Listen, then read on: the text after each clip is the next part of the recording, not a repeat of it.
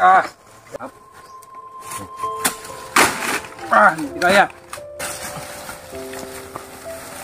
Hindi na natin ito buksan. Dito natin makikita na puting-puti. So, ibig sabihin, zero virus na siya.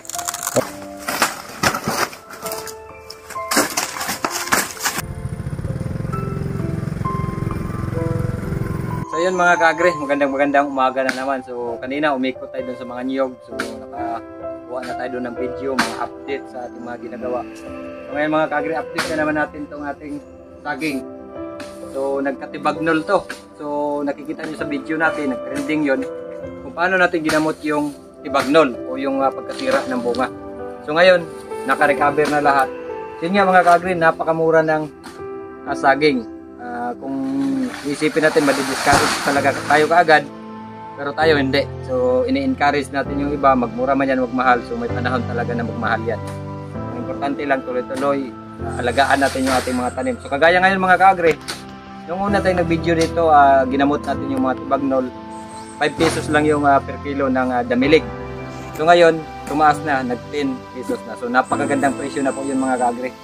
Kasi hindi naman talaga masyadong malagain at saka madaling gamutin ang ating damilig. So ito ngayon, ito na yung kanyang recovery. So harvest na tayo sa maganda-gandang presyo.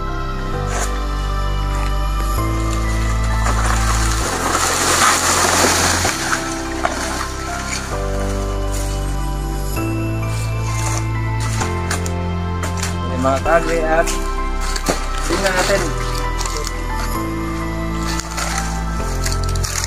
Tingnan natin kung andun pa yung tibagnol.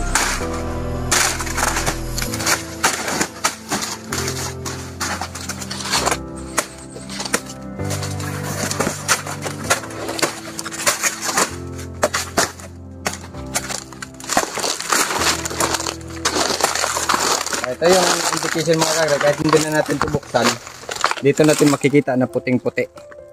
So, ibig sabihin, zero virus na siya. Or wala na yung tibagnol. So ang recovery niya, napakaganda. So napakalaki ang bunga. So marami tayong harvesting ngayon mga kagre.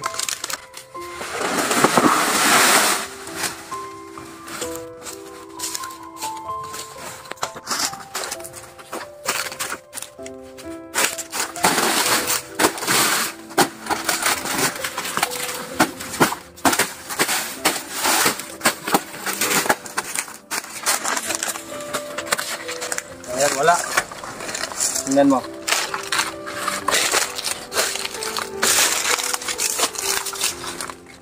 Good na siya.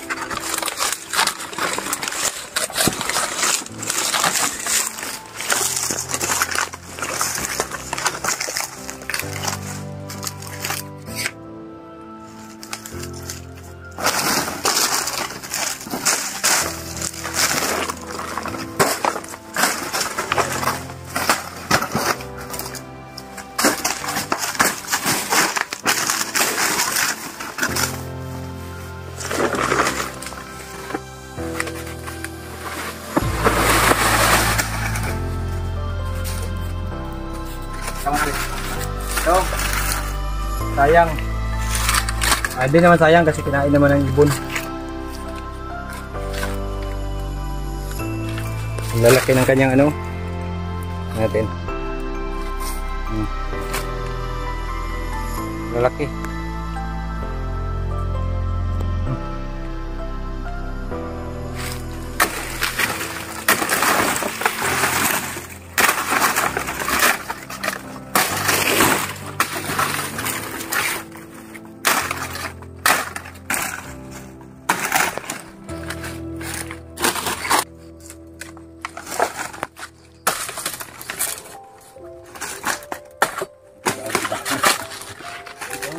Yang deras yun.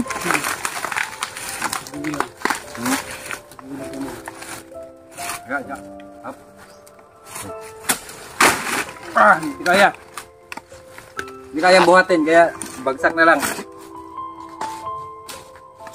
Bigat.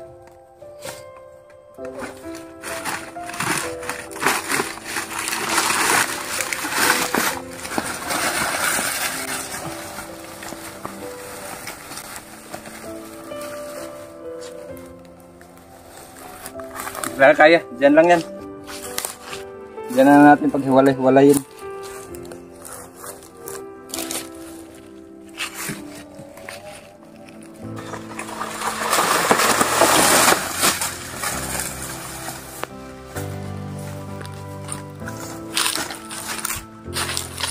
Kinain na ng ibon.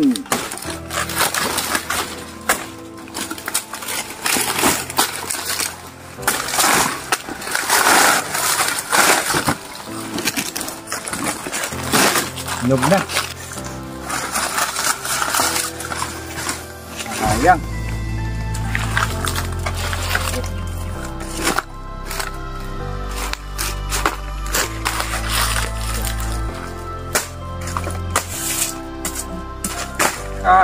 Ano?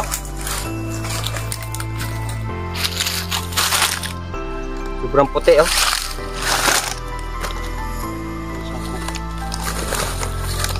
Hinog.